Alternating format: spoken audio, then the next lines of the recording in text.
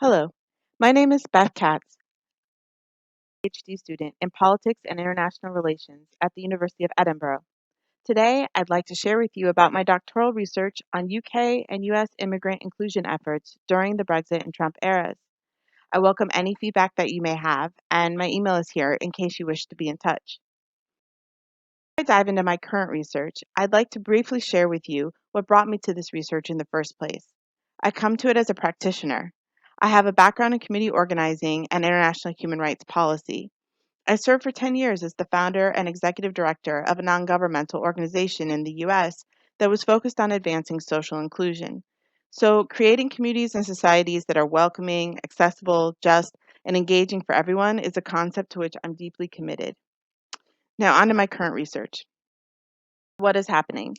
Research shows us that mainstream politicians and national political parties in countries with diverse populations increasingly are utilizing messaging and policies that marginalize and exclude certain groups.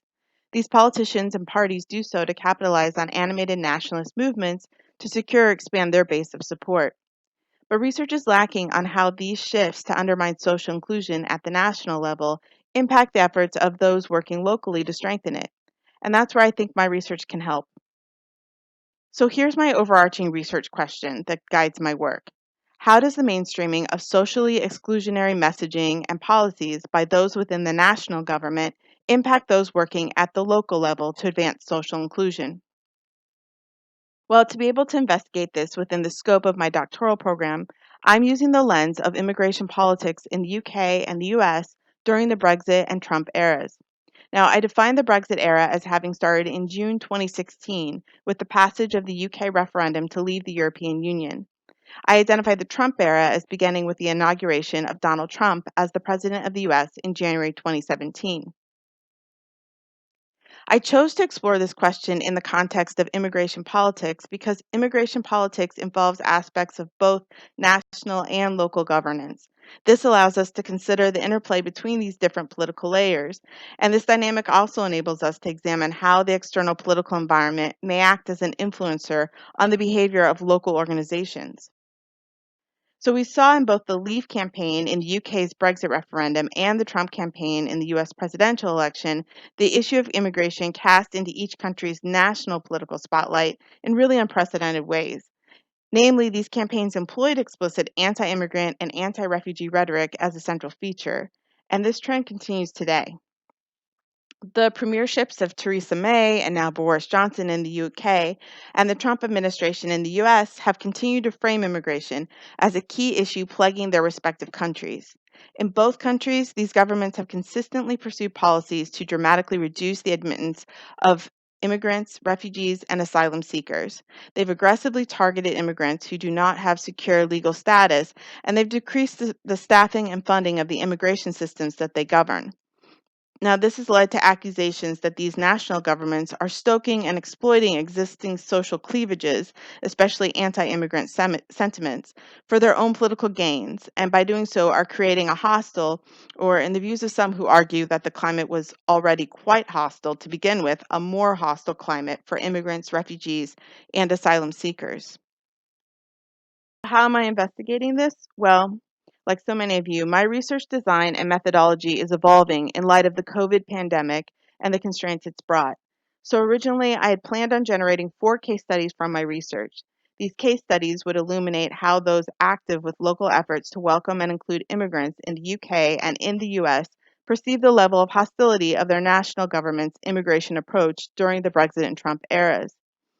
When I talk about the national government's approach to immigration, I'm defining this as the collection of language, policies, and actions undertaken by the head of the executive branch of the national government, which in the UK would be the Prime Minister, and in the US, that would be the President.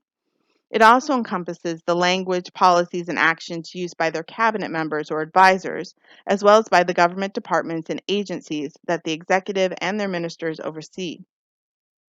The cases, as I had originally planned, would then catalog the challenges, adaptations, and innovations of these local immigrant inclusion efforts as they carry out their work at this time.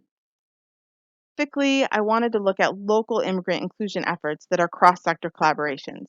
The term cross-sector collaborations comes from the public administration scholarship, And I'm using the definition offered by Bryson, Crosby, and Middleton Stone, which describes cross-sector collaborations as, quote, partnerships involving government, business, nonprofits, and philanthropies, communities, and/or the public as a whole, in which there is the linking or sharing of information, resources, activities, and capabilities by organizations in two or more sectors to achieve jointly an outcome that could not be achieved by organizations in one sector separately, end quote.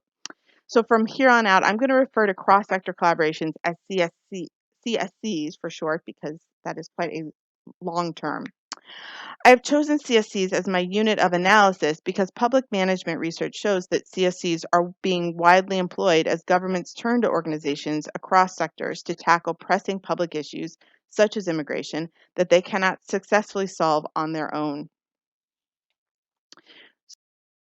Case studies, I plan to use a combination of methods, including a written questionnaire, semi-structured interviews, and content and discourse analysis. The COVID pandemic and subsequent UK lockdown forced me to pause and reevaluate my research plans. After this reflection, I believe that my pre-COVID research sub-questions remain relevant and viable, so I'm keeping them as I had originally conceived them. These are: how do those involved with local immigrant inclusion CSCs in the UK and US perceive the national government's approach to be towards immigration under the current government? Now, just to be clear, when I say national government in a UK context, I'm referring to the UK government, not the governments of the individual nation states that comprise the UK, for example, such as the Scottish government. The second question, my second research sub-question is: how did these perceptions of the current government's approach to immigration compare to their perceptions of the previous national government's approach? The third would be: what information and experiences shaped their assessments of this? My fourth sub-question is: what opportunities, risks, and consequences do those involved with local immigrant inclusion CSCs identify for carrying out their immigrant inclusion work in the Brexit and Trump eras? My fifth question is: what information and experiences are they drawing on to conceptualize and assess these components? And then my sixth and final sub-question is: how do these perceptions and assessments influence how their local immigrant inclusion CSCs catalyze, message, implement, and resource their work? My research sub-questions did not need to change. My research design and methodology did. So how have they evolved? Well, I've always planned on using an abductive interpretivist approach in designing my research, but this has become even more central to my work in these very fluid and uncertain times. So what this means is that my research is extremely iterative, so each step is guiding the next. A chart that shows some examples of how my research is evolving. While I will still use the same research methods, as you can see in the chart here, who I will be seeking out as possible research participants and the ways in which I conduct these methods have changed with the pandemic and most likely will further evolve. The first stage of my research involves sending out a written questionnaire to immigrant inclusion CSCs in both the UK and the US. The questionnaire will go out later this month. It has 5 parts, and I estimate that it will take approximately 12 minutes to complete. So the first part of the questionnaire is about the immigrant inclusion CSC to which participants belong. This part includes questions about where the CSC is based, where it operates, and which immigrant inclusion activities it performs.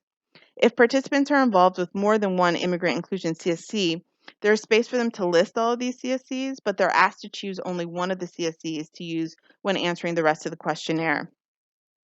So the second part of the questionnaire is about participants' perceptions of their national government's approach to immigration. I asked them to rate how welcoming or unwelcoming they perceive their national government's immigration approach to be since the Brexit referendum or Trump's inauguration. I use a Likert scale to do this, and if you're not familiar with the Likert scale, it just means that there are 7 answers that they can choose from, ranging from one extreme to another, with a neutral option in the middle. In this case, the range is from extremely welcoming to extremely unwelcoming. I then asked them to rate the previous national government's immigration approach using the same Likert scale. These would be the governments led by David Cameron in the UK and Barack Obama in the US. Participants are invited after each Likert scale to write in a text box about what information and experiences they considered when selecting their ranked answer. So then the third part contains a mixture of Likert scale and open-ended questions. The Likert scale questions in this section ask participants to rate the degree of opportunity, the degree of risk, and the degree of consequences for carrying out their immigrant inclusion work during the Brexit and Trump eras. The open-ended questions that follow each Likert scale question ask participants to share examples of opportunities, risks, and consequences that they use to rate their answer, as well as to list what information and experiences they drew on for their answers. Part 4 of the questionnaire uses Likert scales to gauge participant perceptions about how their national government's immigration approach impacts the day-to-day work of their immigrant inclusion CSCs. I asked participants to assess this in regards to 4 areas. The first being the impact on the CSC's immigrant inclusion work in general. The second being the impact on how the CSC describes and messages its work. The third being the impact on how the CSC carries out its day-to-day activities. And the fourth being the impact on how the CSC funds its work.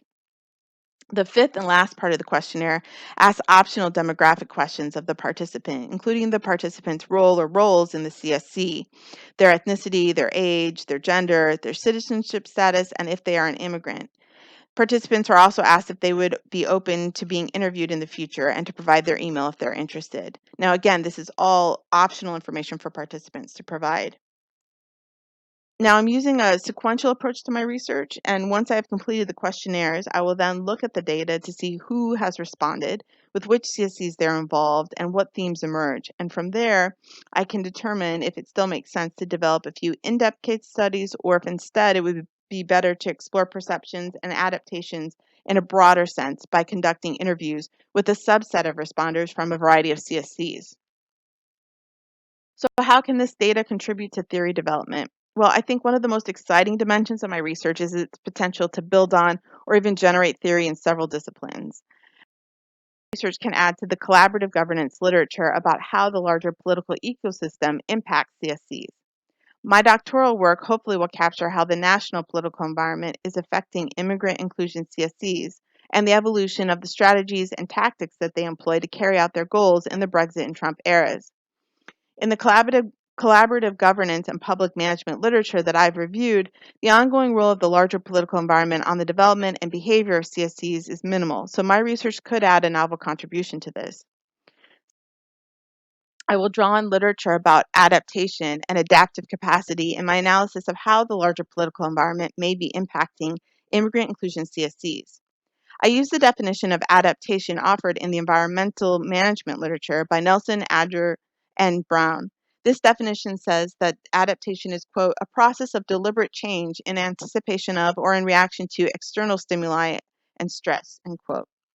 So the more restrictive immigration approaches of the national governments in the UK and of the Trump administration in the US conceivably generate added external stimuli and stress on domestic efforts to welcome and include immigrants. I think that this additional stress may prompt or necessitate adaptation at the organizational level in immigrant inclusion CSCs in these countries. Now, I don't yet know if or how the COVID pandemic will affect this as well, but presumably it also would be an additional stressor that may impact how immigrant inclusion CSCs function and adapt. I should note that research on adaptive capacity has largely been in the context of adaptation to change in the natural environment. And while some scholars, such as Emerson and Gerlach, have begun to consider the application of adaptation scholarship to collaborative governance regimes, which many CSCs would constitute, the dominant focus of adaptive capacity theory still remains on CSCs designed to tackle issues in the natural environment. So my research could potentially extend the application of this theory into immigrant inclusion CSCs, and it also may hold relevance for others working in the broader social inclusion space. Of theory where my research may contribute involves scholarship on social innovation and social entrepreneurship. There is an absence of research examining how the external political environment affects and drives both the social enterprise, in the case of my research, that would be the immigrant inclusion CSC, and the processes that facilitate innovation. I also found the literature lacking critical exploration of how the larger political environment and other non-economic motivations may shape how social entrepreneurs assess opportunity and the actions that their social enterprises take based on their assessments of this. So I think that my research could illuminate how the national political climate influences the thinking about opportunities, risks, and consequences by those involved with immigrant inclusion CSCs, and then how this thinking feeds into their decisions about their work in the Brexit and Trump eras. It may allow me to generate theory about this, as well as to invite greater dialogue about how the national political environment influences social innovation and social entrepreneurship at the local level. That is an overview of my doctoral research to date, and I've included a bibliography after this slide in case you're interested in viewing the scholarship that I've drawn on to construct my doctoral research proposal.